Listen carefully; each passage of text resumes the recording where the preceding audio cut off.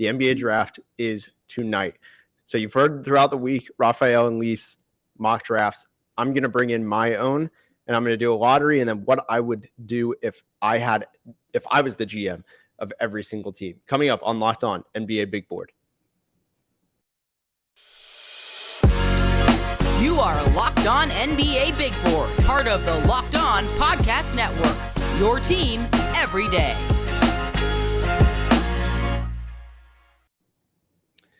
Big shout out to everybody who has made Locked On NBA Big Board the first listen of your day every single day for the last year or more, or 2 years or 3 years, however long you've been doing this. Thank you so much from the Chad Ford days. We really appreciate it, myself included. My name is Richard Stamen. You might know me better as at MavsDraft on Twitter or NBA Draft Film on Instagram, which I'm still building up, so you probably know me more better as at MavsDraft on Twitter. But what I'm going to do today, and also just kind of keeping this shout out going, we've had a lot of listeners. Our base has grown just over the last 10 months, even like from the dog days of the summer where nothing new is coming up outside of like reclassifications on the draft. We've seen a lot of growth, and we really appreciate it. It means a lot to us. I think that just is a testament to how great you guys are. You guys make us better. We really do appreciate it. So I want to thank you guys from the bottom of my heart. I mean, this is all stuff, all of us love doing. So we love seeing the feedback and everything. It really means a lot. You've helped us grow on YouTube, wherever you listen on podcasts, because we're free every single day. It really means a lot. But today's episode is brought to you by Bird Dogs. Go to birddogs.com/lockedonnba, and they'll throw in a free custom Bird Dogs Yeti style tumbler with every single order. So what I'm going to do in this episode is I'm going to do a lottery of what I think will happen. And then I'm going to do a top 20 of what I would do. I'm going to zoom past that one. That's going to be quick. I know it sounds a lot. I'm going to do this all in under 30 minutes. So let's get underway. The number one pick is Victor Wembanyama. I don't think there's much time we need to spend on that. That's been known for months.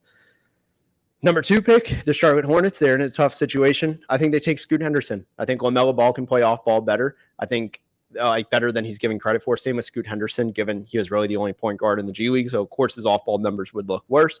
Measured at 6'4", really explosive, dynamic, ready to play. He's a floor raiser and a ceiling raiser. I think at 3, the Blazers, they keep the pick. They take Brandon Miller, helps him on defense, helps him as a shooter, just helps as a dynamic wing at 6'9". So I think there's a lot of value there. Houston, they need to take a point guard, and luckily the fourth best player in this draft is a point guard. Amen Thompson, look, he's 20 years old. For reference, Mike Miles from TCU, a junior, is 20 years old. They're 4.5 months apart, 5 months, something like that. I get it. But at the same time, Amen Thompson's passing is just so advanced. I have a really hard time seeing I just think he makes everyone better. Houston's in a weird spot where they need to develop talent and make them better for everyone else, because they have done a good job of individually developing talent, but not making it work to make their players and team better. So that's a big step Amen Thompson can definitely help with. At number 5, the Detroit Pistons. I think this is a prime candidate to be traded, but I think the pick's going to be Taylor Hendricks. I think you get shooting in the front court, which they don't have right now among Wiseman, Duren, and Bagley. Bagley's their best shooter right now from 3. That's not good. I think you get that with Taylor Hendricks. He can play both the 4 and 5. He makes it a lot easier. He plays to the weaknesses of everybody else in the front court and minimizes those weaknesses. At 6, I have the Orlando Magic taking Anthony Black, just because I do think that they're in a spot where where Markelle Fultz is going to be coming up on contract. They have a lot of guards, so it makes it easier if they do choose to consolidate. That could work. Start running more off-guard lineups. This year they ran lineups where Franz Wagner ran the point guard at 6'8", 6'9". So things like that, it could happen. Also accelerates Jalen Suggs or Cole Anthony being moved to point guard, although I think Cole Anthony also being a free agent next summer could change some of that landscape. But it allows the point guard spot to free up a little bit more. It's one kind of awkward workaround to make it better. At number 7, I have the Indiana Pacers taking Jarris Walker out of Houston. I think he's a dynamic ceiling raiser with Rick Carlisle, who's a great coach who maximizes players and minimizes their weaknesses. And that's what Jarris Walker would be getting, right? Where you get somebody who is a connective piece on both ends, very versatile on the defensive end. He can pass. He played his NBA role at Houston. He played stuck in the corner for a little bit.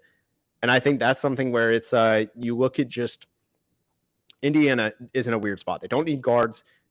They just kind of need roles at this point. I think they need players who can defend versus slashers. For example, I wrote on them. There's a game against the Bulls where Zach LaVine went off on them, and it was because they had no way to stop any drives that he did. And same with DeMar DeRozan when they played him. Just that kind of stuff they don't have. And they also need depth in the front court. And so both of those needs get addressed. So I think that's big for the Indiana Pacers taking Jarris Walker. I just got the notification that I had some audio issues there, so I'm just going to repeat a little bit in case that wasn't clear. Just give a brief rundown. Jarris Walker to the Indiana Pacers because he fills the needs of defense and depth in positional. So you get the defense against the role of a slasher. He's going to help play his NBA role that he played at Houston. I think there's a lot to like there. At number 8, the Washington Wizards are in they're blowing it up. Briefly before recording, admittedly, I'm recording this on Wednesday before I fly out to New York for the draft, but at the moment, the Wizards still have Porzingis, but there are strong talks per Shams Charania that they might be trading him out to Boston and somehow Marcus Smart to the Wizards, some crazy stuff. But if that's the case, they need to add more talent, I think, to just their team and have a chance at stars, and that's Cam Whitmore. You're probably wondering why I haven't picked Asar Thompson. I know he canceled his workout for the Pacers.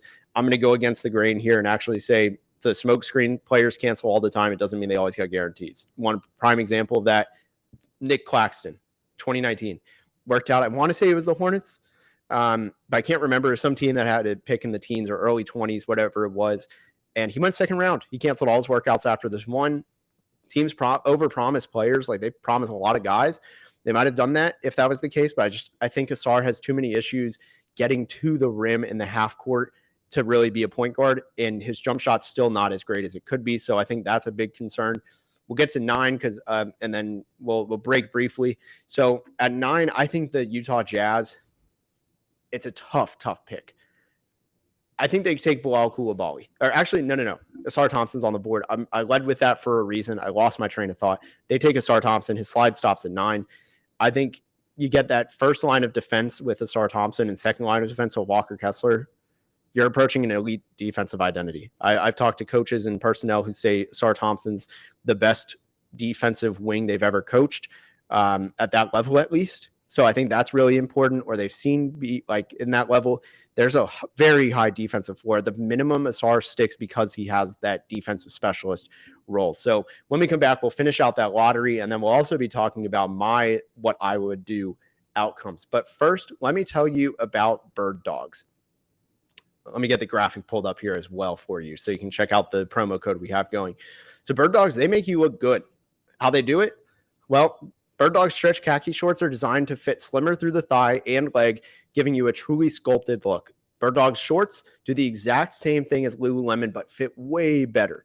They also fit way better than regular shorts that are made of a stiff, restricting cotton. And Bird Dogs fixed this issue. You're probably wondering how. They fixed this by inventing cloud knit fabric that looks like khaki, but stretches so you get way slimmer fit without having to sacrifice movement.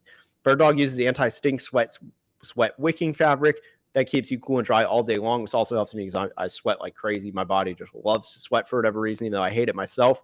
So that's really big. But go to birddogs.com/lockedonnba for a free Yeti style tumbler with your order. That's birddogs.com/lockedonnba for a free Yeti style tumbler. You won't want to take your Bird Dogs off. We promise you.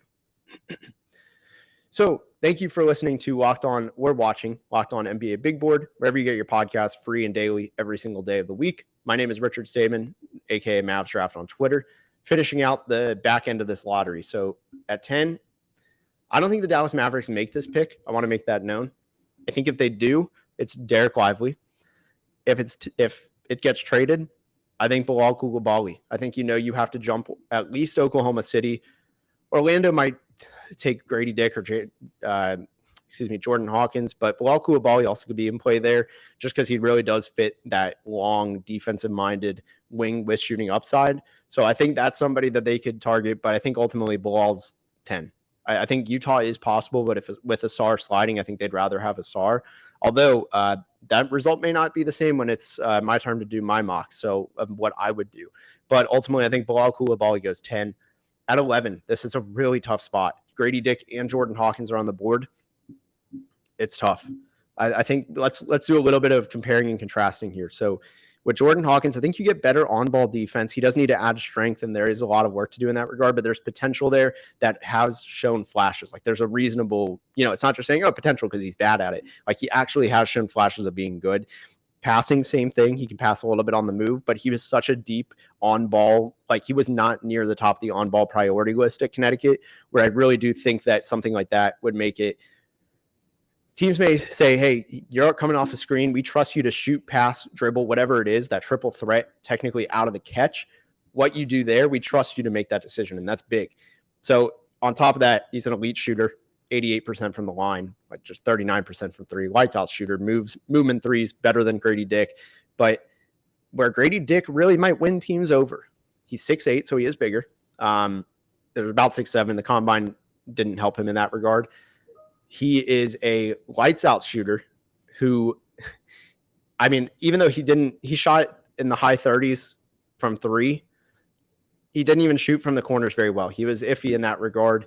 And I think that is something that teams have to be hopeful of, is saying, hey, he can shoot from the corners with ease. And we know that his feel for the game is incredible. Off-ball defense, rotations, he does not miss those things. He crashes to the boards on his own miss. He has a great nose for the ball. He's just that very, when you play pickup, right? You hate the guys that they don't do anything wrong and they're always doing all the fundamental things. And it's kind of corny to say, I get it, but it really is true with him. When I saw him at TCU, I know it was a full house of scouts. It was during the All-Star break. There were over 30 NBA scouts in attendance, easily the largest I've ever seen at TCU. I think I'd seen like 18 was prior to the one before the college game. And this blew it out of the water. So many teams got to see him in the first 10 minutes. If you search MavsDraft Grady Dick, you'll find it. Or in my scouting report I posted, you'll find that video of him just making all these plays that they're little things, but they win you over. So I think that's something that matters a lot for teams. And I do think he would be in the picture, but I'm going to go Jordan Hawkins just because out of personal preference. I still think Grady Dick is actually the next pick at Oklahoma City. So just because I talked about him so much, I won't spend a ton of time.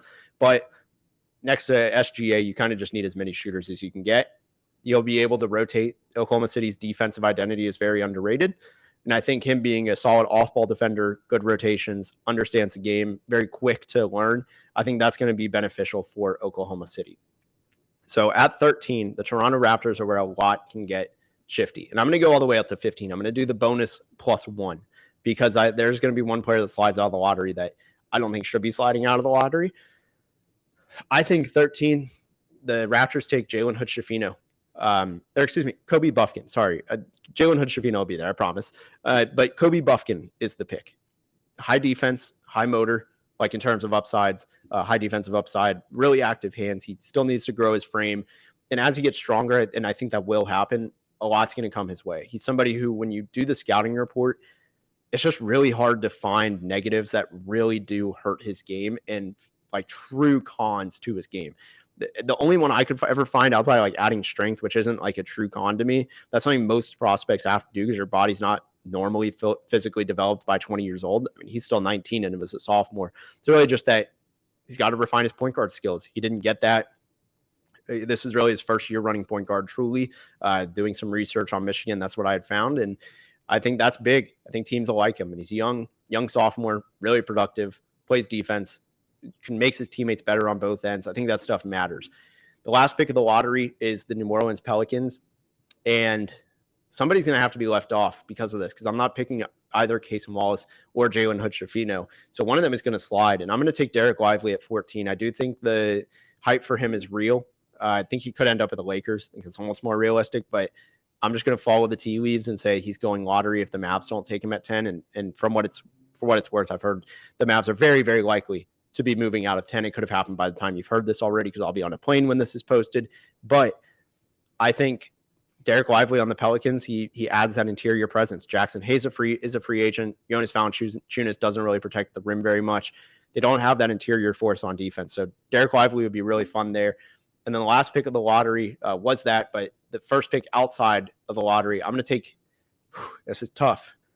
I'm going to take Casey Wallace over Jalen Hood-Schifino, leaving Jalen Hood-Schifino for the Utah Jazz. But I'm going to take Casey Wallace in Utah. I just really like the upside defensively, plus the floor defensively. Shooting is really promising. I think once he fixes his guide hand, separating it a little bit more cleanly. Right now, just like if you're watching on YouTube, he does this where the thumb gets in the way on the guide hand. But if he does this, the thumb is out of the way, right? So it's a very straight left hand. And I think that's a very helpful way for him to get it better as a shooter. Underrated thing about him, since every Kentucky guard has an underrated element, is that he didn't have a pick and pop threat. And I think when you put him in Atlanta, you got him with John Collins. Yeah, Clint Capella and Okongwu aren't shooters, fine. But you still will be running pick and rolls with John Collins, and that'll be your shooter. The other part of it is simply that also the defensive combinations with him and DeJounte Murray. That would be really fun. So that's the top 15, ending with Case and Wallace, starting with Victor Wembanyama. I'm going to do a speed run of what I would do in the top 20. But first, let me tell you about eBay Motors. For a championship team, it's all about making sure every player is a perfect fit. It's the same when it comes to your vehicle. Every part needs to fit just right. So the next time you need parts and accessories, head to eBay Motors. With eBay Guaranteed Fit, you can be sure every part you need fits right the first time around. Just add your ride to My Garage and look for the green check to know the part will fit or your money back. Because just like in sports, confidence is the name of the game when you shop on eBay Motors. And with over 122 million parts to choose from, that's a max contract, by the way, number of parts to choose from. You'll be back in the game in no time. After all, it's easy to bring home a win when the right parts are guaranteed. Get the right parts, the right fit, and the right prices on ebaymotors.com. Let's ride. eBay Guaranteed Fit, only available to U.S. customers. Eligible items only. Exclusions apply. So thank you so much for listening and making Locked On NBA Big Board your first listen of the day. Just again, one last plug. My name is Richard Stamen at MavsDraft on Twitter, at NBA Draft Film on Instagram. Let's run through. We're going to start 1 through 20. I'm going to make a speed run. I've already talked about most of these guys, so I don't need to elaborate. But what I would do if I was the GM for every single team, you're going to learn very quickly who I do like and I don't like. Top 5 is the exact same. Victor Wembanyama, Scoot Henderson, Brandon Miller, Amen Thompson, Taylor Hendricks. At 6, man, it's tough. I might want Jarris Walker, but I think he's too much of a misfit for Orlando, which makes it tough. I wouldn't mind trading this down a couple spots, but if they do keep it, I'm going to stick with Anthony Black.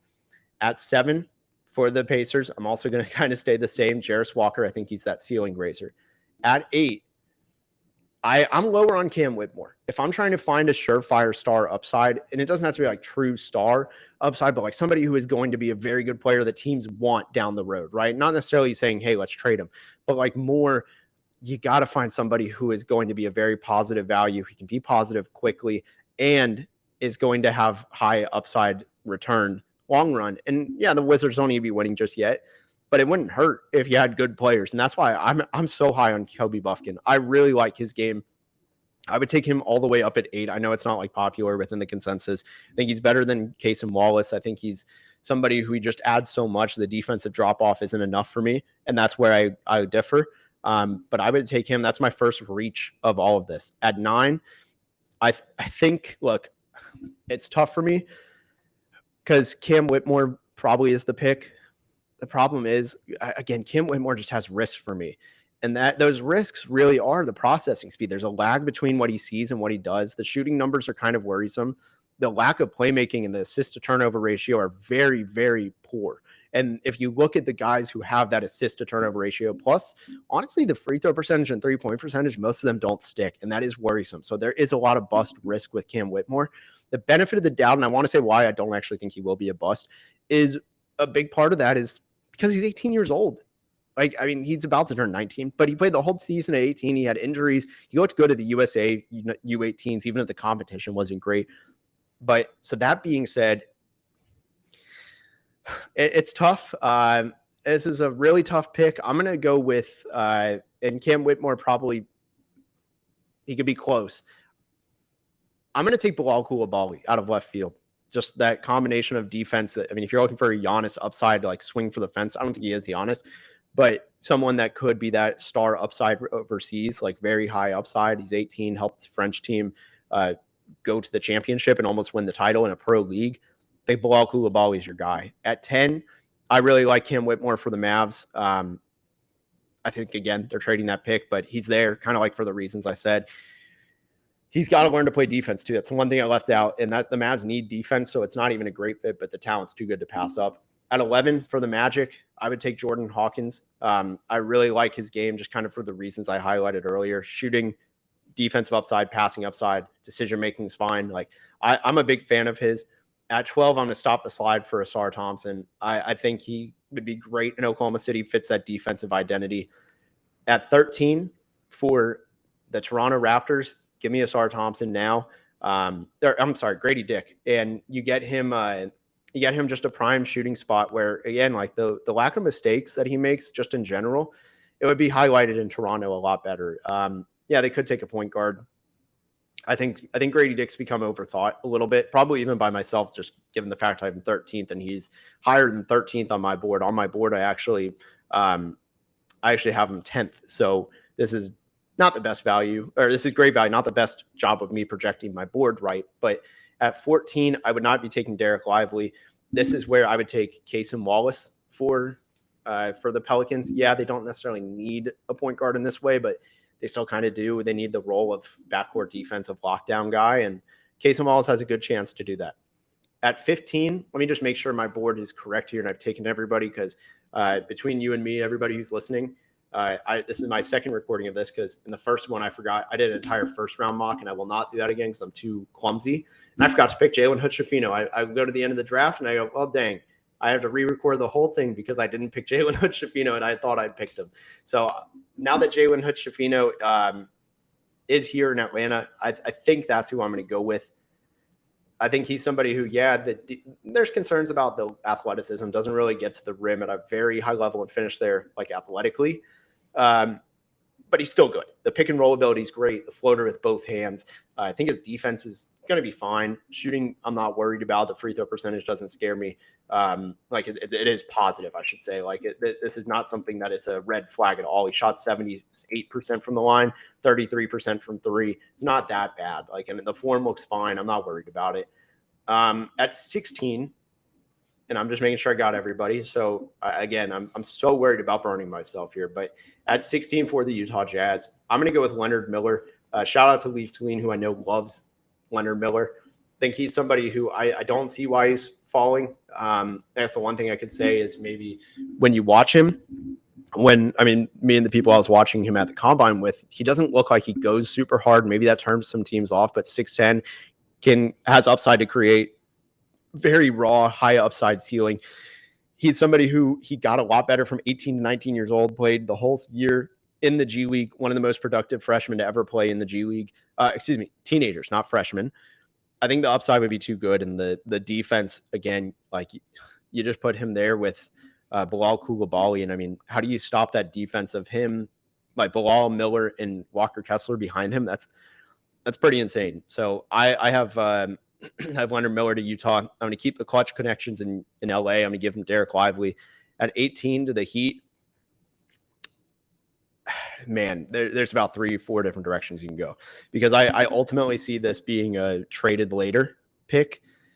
And if that's the case, it's not going to be this guy. But if I was the GM of the Miami Heat right now, I would take Chris Murray. I think he fits so seamlessly as a 3-and-D guy. You look at what Caleb Martin did. Cody Martin. Now I got to fact check myself on this, but it was Caleb Martin. I had it right at first, and the Twins always throw me off. I'm scared the same thing's going to happen with Asar and Amen, but I think studying them even more than I did Caleb and Cody will help a lot. But yes, Caleb Martin, you watch what he did as that 3-and-D kind of guy, but he grew a lot more than just that. I think he's somebody who Chris Murray could really fit in really well, both now and the long term. At 19, the Golden State Warriors, they're a tough pick to project. Just going off of my board, I have different stuff than everybody else. So I'm not trying to give in here to what everybody else says. I want to make that clear. And, I just lower a little bit on some guys than others. But I really do like, for the Warriors, City Sissoko. I have him 19th. Kind of fits. I think he's somebody who he played the entire year at 18 years old, showed a lot of different flashes. The shot does need work because the consistency, if you're watching on YouTube, I'll kind of demonstrate it. So normal shot does this, right? All 5 fingers facing the same way, even though my thumb kind of actually didn't. But his will do this. Thumb out, and he almost makes a hook 'em signed, like the Longhorns. And that stuff kind of alarms me, is how fixable is that? But super athletic. I mean, I think he plays hard. He's going to stick everywhere else. It's just how good will that shooting be? And I think Golden State's a great chance to prevail. I thought of him a little bit as like a baby Draymond in a way, where he connects the offense so well, but they're not the same player. I think he could be someone who you could help transition out of Draymond Green if he leaves. And then lastly, let's do, you know what, I'm gonna give y'all bonus content. Let's do I'll do the up to the Nets pick at 20. I'm gonna go with the Rockets. They need a pure swing for the fence. Derek Whitehead. I love his game. I think if he was healthy, he's a top 12 pick, 13 pick. Misfit at Duke, shot creation, defense, shooting at a very high level at 6'6", 6'7". I just feel like if the health checks out and say, all right, he's healthy by the end of the year, the foot stuff is all behind him, you get insane value at 20. And Houston really needs that swing for the fence that hits. They tried it with Josh Christopher, hasn't really hit. I think Derek Whitehead has a much higher chance of hitting. At 21 and 22, this is the Brooklyn Nets picks. I think with Nick Claxton coming up on free agency soon, I could see them taking Noah Clowney at 21. And then let's see, who should we give them to end it? I'm going to give the last player in my top 20, and that is Bryce Sensabaugh. This is where it gets tough, though, because I'll explain on Sensabaugh and then just kind of leave the names I left on the board, because this is tough. There are too many guys for 30 teams. Like, there are more than 30 players that are strong suitors for these 30 teams. So Bryce Sensabaugh is my pick. I love the tools he has. I think he's somebody who he can create his own shot. He can shoot very well. He can pass. He just doesn't. He can defend on ball. He just kind of doesn't. And his defense off ball is a disaster. So he has to learn the game. Coaches have to be patient with him, but he's a high upside player that doesn't need to play year one, doesn't need to return a ton of value year one to be good. Long-term is really where the name of the game is on there. So just some of the names that I have left: Keontae George, Nick Smith, Ryan Rupert, Max Lewis, Jet Howard. I mean, even James Najee, Colby Jones, Julian Phillips could be close in this 25 mix. Brandon Podziemski. Those are all guys I have left. It just really exemplifies second round is going to be a lot of steals, which is why I love what Denver did. They have 3 picks in the top, and from 29 through 40. They have 29, 32, 37. Like, the title winners are going to get better. So that's nuts. But thank you so much for listening to Locked On NBA Big Board. My name again, Richard Stamen, just right here. You can find my information at MavsDraft on Twitter, at NBA Draft Film on Instagram, MavsDraft.com. You'll see all my scouting reports, video analysis, big boards, mock drafts, things like that. Really appreciate everybody listening. From all of us at Locked On NBA Big Board, because it is draft day, we cannot thank you enough for your continued support throughout the entire 2023 NBA draft process. And we are out.